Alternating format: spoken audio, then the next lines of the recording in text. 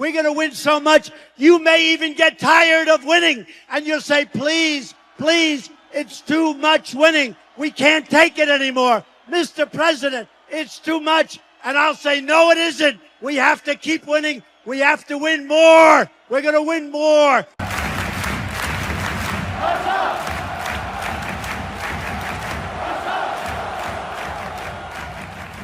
Hello everybody, welcome back to the channel. So in today's video, we are going to be talking about the match between Atletico Madrid and FC Barcelona. And can you guys believe it? Barcelona is going to the Copa del Rey Final and to face Real Madrid after they have defeated Atletico Madrid 1-0 at their home. It is very exciting because the way that Barcelona approached this match, I believe that there was superiority. There was a lot of focus. Yes, there were some mistakes that we will be talking about in this video, but overall Barcelona were dominant over Atletico Madrid. Key fact, Atletico Madrid were taking a much more attacking approach because they believed that because they have scored 4 goals against Barcelona in the first leg, that they can score even more goals in the second leg. So they took an overall much more of a attacking approach. But by the end of this game, Atletico Madrid ended with 0 shots on target. Yes, you guys heard that right. Atletico Madrid in this match ended up with 0 shots on target. Even with Sorlath coming into the game early, Diego Simeone could not find the answers. And the reason why FC Barcelona shut down Atletico Madrid completely was because of their defense.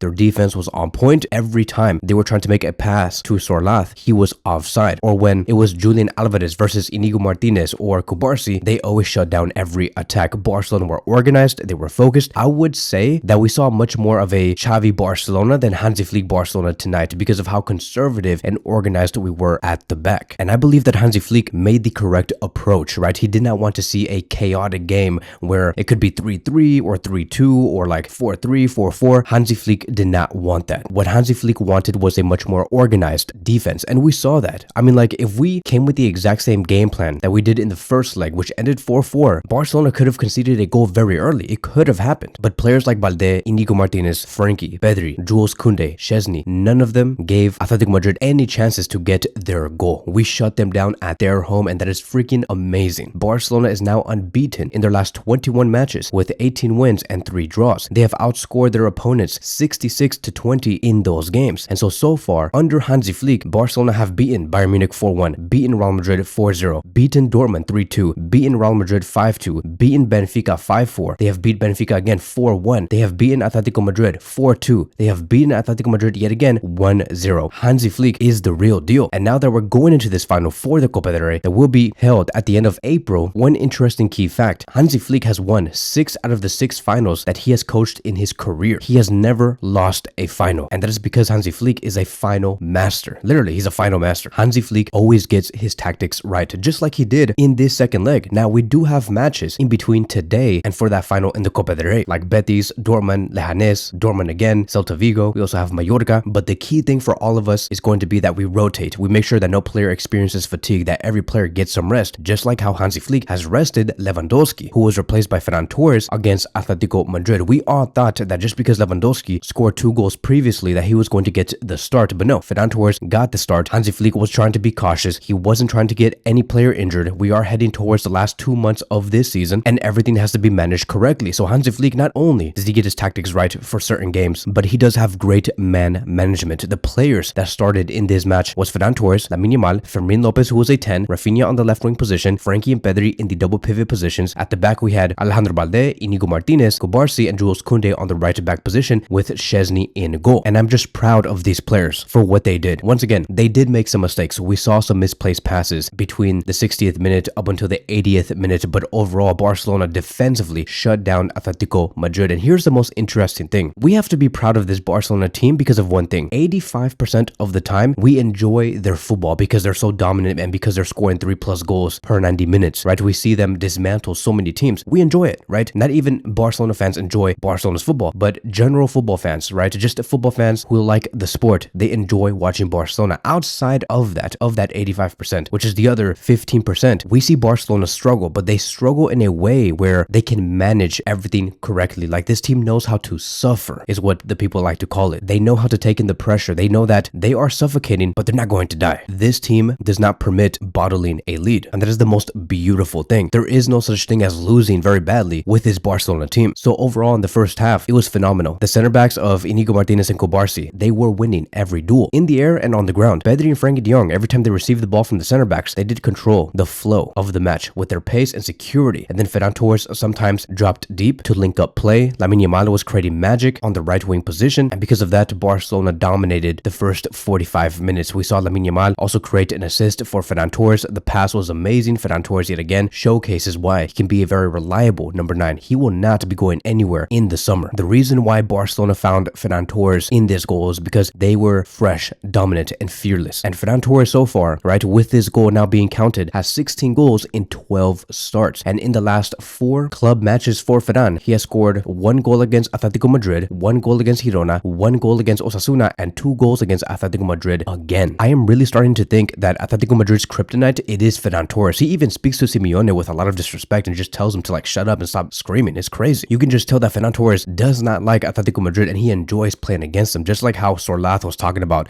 how, yeah, so easy scoring against FC Barcelona and I enjoy it and whatever, right? But now we have somebody back. We have Ferran Torres who punishes Atletico Madrid. Ferran took the extra step while Sorlath took a few steps down. Hansi Flick also stated after the match that in the first half, we controlled the ball, created chances, and could have scored more. The clean sheet was perfect and we fought for everything. Everyone in defense made an effort and I am proud of them. And so notice how Hansi Flick stated that, you know, he is proud of his defense, that they have made a huge effort. And I believe that that is what's the most important for this game. It was the defense, like we talked about in the beginning of the video. Hansi Flick also made a few changes very early in the game that showcased that he was very concerned about the defense, that he wanted Barcelona to lock in. And that was Eric Garcia coming in for Fermin Lopez. We saw Frankie go up to the number 10 position. So we had Eric Garcia and Pedri in the double pivot positions, and then Araujo coming in for Cobarsi. And the reason why the Araujo-Cobarsi switch up was so important was because Diego Simeone put in Sorlath, and we all know how dangerous Sorlath is, even though he did not do anything in this match, and especially against our defense. Araujo was there for the sole purpose of shutting down Sorlath and making sure that those aerial duels were never won, nor the ground duels. And the only thing Araujo had to do in the 45 to 50 minutes that he was given was just to disrupt or unbalance the attack. That's it. Annoy Julian Alvarez, annoy Sorlath, and that's it, right? That is where Araujo wins. It is the physical duels and the aerial duels. Cobarsi was having a tough time defending Sorlath. It's like his weakness. I was seeing it, right? Like Sorlath was having a fun time here and there going up against Cobarsi, but once Araujo came in, it was a different story. It was a masterclass defense coming from Hansi Flick's Barcelona. Now, I want to say one other thing. I know that we have just discussed all the positive things and how Barcelona played amazing. This could have gone much worse, right? It could have gone way worse than how we saw it tonight, because we saw Atletico Madrid defend us in a very brutal way to the point where I'm like, bro, is the ref not going to give not a single red card to any of these Atletico Madrid players? I don't know about you guys, but I felt like the ref yet again was trying to dismantle FC Barcelona, giving Atletico Madrid all the chances in the world to play with 11 men, never ever being unforgiving to Atletico Madrid. The ref forgave Atletico Madrid over and over again, and that is because of this situation here, right? If you look at these pictures, look at Azpilicueta tackling Rafinha's foot in the air. That should have been a red. Even the ref had to like rewatch that whole play, but he said no, it's a yellow card. We saw another play with Lamine Yamal who was bleeding on his ankle. It was Lenglet making a huge tackle to Lamine Yamal's ankle. Lamine Yamal could not walk. I was like, bro, is Lamine Yamal injured or like what's going on? But you can see here, like if they reviewed this could have been a red card for Lenglet, but the ref forgave them. And then yet again, we saw another one with Eric Garcia, another player slide tackling the ankle of Eric Garcia. Are you serious? And Eric Garcia could not walk. That was the second time we saw a player from Barcelona that literally could not walk. And the ref was like, no, I see nothing. So Atletico Madrid should have ended this match with 10 men because they were clearly annoyed and they were clearly trying to harm our players. But they were not given no punishment, and Barcelona had to continue to play against 11 Atletico Madrid players, even though it should have been 10. And there is one final thing that I do want to discuss. It is about Lamine Yamal. And I don't know if you guys have seen my post on X. I did post that, you know, I saw something about Lamine Yamal that pissed me off, and I was going to talk about it later in the video. So here it goes. There was a moment in the last 10 minutes, anywhere between the last, like I would just say 85th, 86th, or 87th, around there. But there was a moment where Rafinha won the ball, passed it to Lamine Yamal. Rafinha was like hustling down the left flank, like really like trying to run all the way from the defensive half to the final third, like inside the box of Atletico Madrid. Lamine Yamal was carrying the ball, and I'm like, okay, great. He took down 2 players. All he has to do is pass it to Rafinha because he's wide open on the left.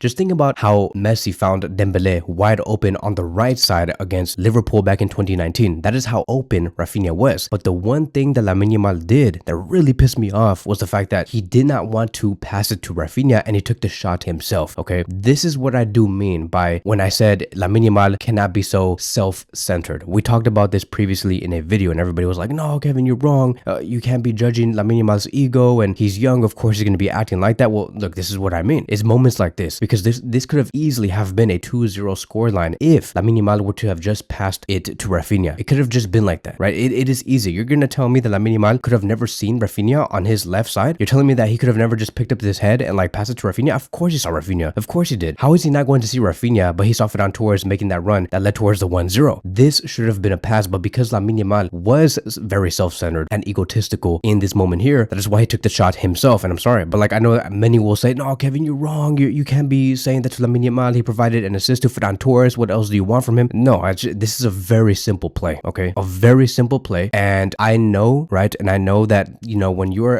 a youngster, when you're 16, 17, 18, 19, 20, 21 years old, you want everything to be about you. You want these goals, you want all of the hat tricks, etc., etc. But god damn it, bro, like if you see one of your teammates wide open, even Rafinha was like pissed the hell off. Like if you see your teammate wide open, just pass it. It's okay. Just get your second assist and done. Barcelona will win. I know that you may not get your goal, but bro, Barcelona will win and win 2-0. Why not? So things like that have to be taken care of, and I hope that Hansi Flick saw that and say, hey, look, next time you're in this situation and there's like two players in front of you, and yes, you do have the chance to shoot the ball. If you see another player wide open, more open than you, just pass it to him. It's fine. We must score more goals. More, and more. Because here's the thing. It would be okay if Lamine Yamal did this if we were up 3-4-0 and there was like 5 to 10 minutes left to play. But because it was a 1-0 lead and like we really needed that second goal, and we saw that Atletico Madrid were getting very close to maybe tying this match, always make the correct decisions in circumstances like this. Make the safest bet. That is how it must be from the beginning of the season until the end of the season. But we'll see how Yamal does evolve throughout these next couple of days and weeks. Hopefully Rafinha and Lamine Yamal do talk about this within these next couple of training sessions. But overall, I am proud of these players. So bravo to the players. I gotta clap it up like I always do.